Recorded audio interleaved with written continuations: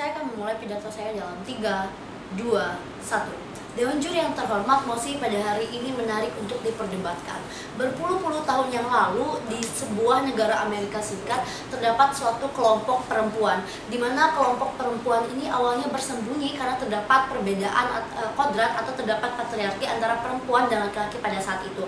Akhirnya beberapa kelompok perempuan ini mulai menunjukkan diri dan turun ke jalanan untuk menyuarakan pendapat serta kesetaraan hak mereka dengan laki-laki. Dan kaum-kaum perempuan ini yang dinamakan dengan kaum feminis. Kaum feminis adalah kelompok masyarakat yang mendukung atau yang menyuarakan kesetaraan hak-hak gender dengan laki-laki di dalam berbagai aspek kehidupan, baik itu aspek politik, aspek sosial, budaya, ekonomi, bahkan menjadi seorang pemimpin. Di mana kaum feminis ini memperjuangkan hak-hak perempuan, hak-hak kefeminisan daripada perempuan, dan hak-hak perempuan yang harusnya sama atau disetarakan dengan laki-laki. Misalnya ada contoh daripada kaum feminis ini adalah Beyonce di bidang entertainment, di mana Beyonce di bidang entertainment ini merupakan seorang penyanyi yang membuat lagu-lagunya yang berisikan semangat atau menyuarakan terkait kesetaraan gender kepada perempuan-perempuan. Ada satu contoh lagi yang merupakan salah seorang kaum feminis, yaitu Kamala Harris. Kamala Harris ini merupakan seseorang yang terkenal di Amerika Serikat karena ia menjadi wanita pertama di negara Amerika Serikat yang mampu menduduki wakil presiden negara Amerika, di mana akhirnya melalui berbagai contoh tadi, banyak perempuan mulai menunjukkan diri mereka, mulai menyuarakan terkait perbedaan atau patriarki yang ada di masyarakat pada saat ini. Kita bisa melihat contoh yang terdekat di Indonesia, yaitu perjuangan R.A. Kartini pada zaman dahulu, di mana perjuangan R.A. Kartini ini ia berjuang untuk agar perempuan dapat memiliki atau mendapatkan hak-hak pendidikan yang setara dengan laki-laki. Hingga pada saat ini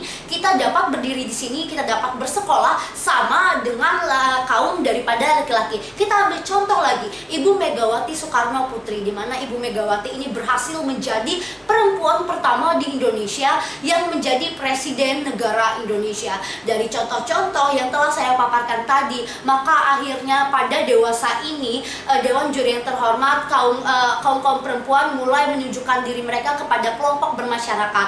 Ada yang mulai melakukan berbagai aktivitas laki-laki seperti menjadi pemimpin atau aktivitas lainnya. Salah satunya seperti olahraga baku hantam. Olahraga baku hantam di sini yang kami maksudkan adalah olahraga tinju atau berkelahi dari satu individu perempuan kepada individu perempuan lain yang akhirnya dikompetisikan seperti kompetisi UFC atau MMA.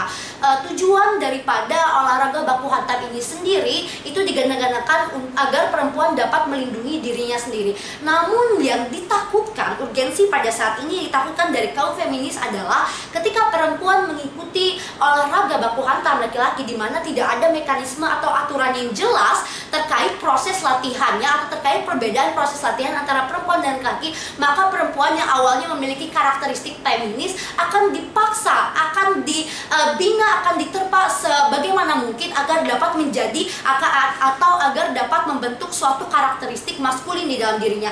Maka kami di sini membawakan proposal, dan tujuan dari debat ini adalah kami tim pemerintah percaya bahwa olahraga baku hantam ini membentuk atau memaksa seorang perempuan dengan karakteristik feminis menjadi seorang laki-laki dengan karakteristik maskulin. Inilah poin saya yang pertama. Dengan ikutnya perempuan, akhirnya perempuan yang awalnya secara biologi, secara fisik dilahirkan menjadi seorang yang feminis dipaksa atau dilatih agar dapat menjadi seorang dengan karakteristik laki-laki.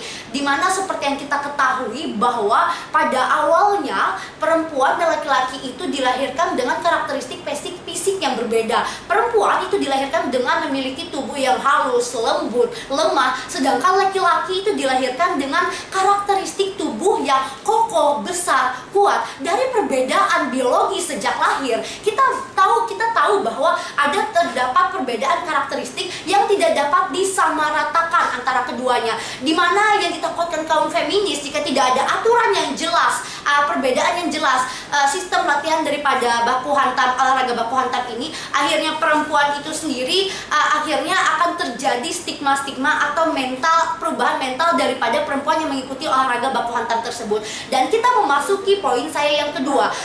Olahraga baku hantam yang diikuti oleh perempuan ini akan mengubah stigma masyarakat atau bahkan dapat mempengaruhi secara mental bagi perempuan yang mengikuti olahraga tersebut. Dimana seperti yang kita ketahui, stigma masyarakat ketika melihat perempuan yang berkarakteristik maskulin, mereka akan menganggap itu adalah laki-laki. Kita tarik contoh, ada seorang perempuan yang tomboy, maka kita sebagai masyarakat akan berpendapat bahwa perempuan ini adalah rupa atau wujud laki-laki, dia bukan perempuan. Inilah yang ditakutkan kaum feminis. Sekali lagi ditekankan bahwa kaum feminis itu menyuarakan kesetaraan hak dan gender antar perempuan dan laki-laki, hak berpolitik, berpendapat, berbudaya, atau menjadi pemimpin, bukan menyuarakan kesetaraan karakteristik antara laki-laki dan perempuan yang kita ketahui sejak lahir mereka dibentuk, atau sejak lahir mereka dilahirkan dengan karakteristik biologi yang jelas berbeda. Maka dari itu berdasarkan poin-poin serta argumen-argumen, kami sebagai tim pemerintah di sini membawakan suatu